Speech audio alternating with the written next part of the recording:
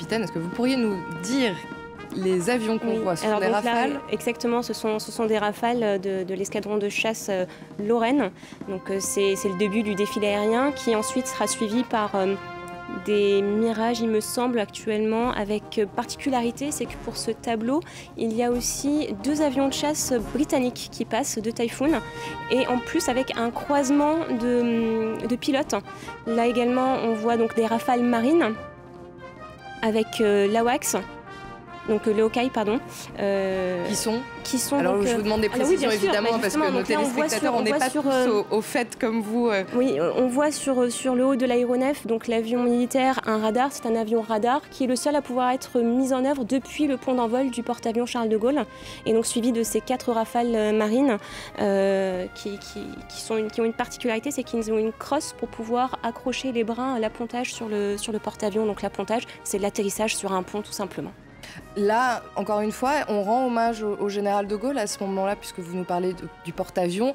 Il y a également des avions britanniques. Ça fait partie de cet hommage? Alors les Britanniques, effectivement, ils font partie de l'hommage au général de Gaulle, puisqu'ils ont, voilà, le général de Gaulle a fait son appel du 18 juin depuis Londres. C'est là-bas qu'il y a créé les forces françaises libres, et notamment il y a créé la force aérienne libre qui a été mise en place dès le mois de juillet 1940, et dans un premier temps au sein de la Royal Air Force, avant d'avoir leurs propres avions dès 1941.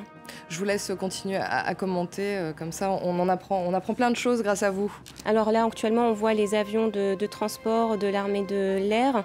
Alors là, ils sont un peu loin, j'ai un peu de mal à les voir, mais on va voir défiler un hommage aux personnels qui ont participé à l'opération Résilience, donc des A400M de l'armée de l'air, y compris un A400M allemand qui a participé aux rotations de patients depuis le Grand Est vers un hôpital militaire allemand dans la zone frontalière du Grand Est français. On a également, en termes d'avions, un A330 qui est arrivé dès l'année 2019, donc c'est tout récent, et qui a été doté du module Morphée. Donc c'est un module embarqué pour la réanimation de patients gravement atteints, destiné en priorité aux opérations extérieures, mais qui ici, de manière inédite, je l'ai déjà dit un peu plus tôt sur France 24 tout à l'heure, qui a été employé pour des patients civils, pour les évacuations et désengorger un petit peu les hôpitaux de la région. Ensuite, donc là, c'est toujours les avions de transport qu'on voit défiler. Vous vouliez ajouter quelque chose, Armelle? Une petite spécificité sur l'A400M qui, cette année, a réussi en fait à larguer les parachutistes. Vous savez, l'A400M, c'est l'avion de transport extrêmement important que nous avons construit, qui est un avion européen, il faut le rappeler, parce que l'industrie européenne de défense, elle, fonctionne. Et donc, du coup, effectivement, on est en train de doter les avions et les armées et de remplacer. Et l'A400M, pour l'instant, ne larguait pas les parachutistes, ce qu'il commence à faire maintenant. C'était extrêmement attendu et extrêmement important.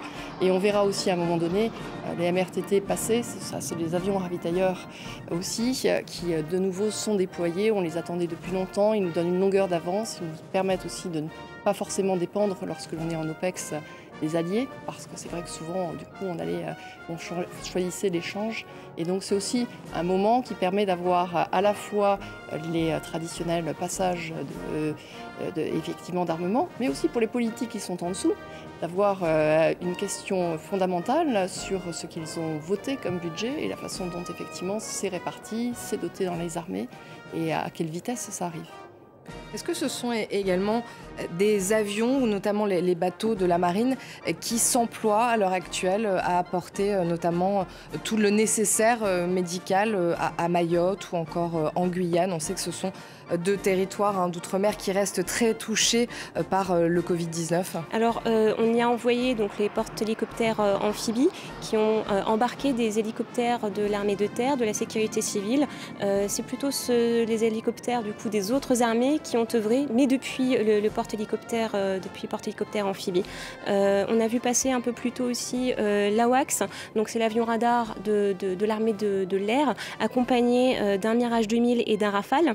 Ces avions montrent en fait la capacité des armées françaises pour la posture permanente de sûreté aérienne, c'est-à-dire la police de l'air de tout l'espace aérien français, mais également actuellement il y a le mandat français depuis l'Estonie pour la police de l'air des pays baltes. Donc voilà, on a encore aussi une Europe de la défense qui fonctionne bien au niveau interarmée et interallié européen.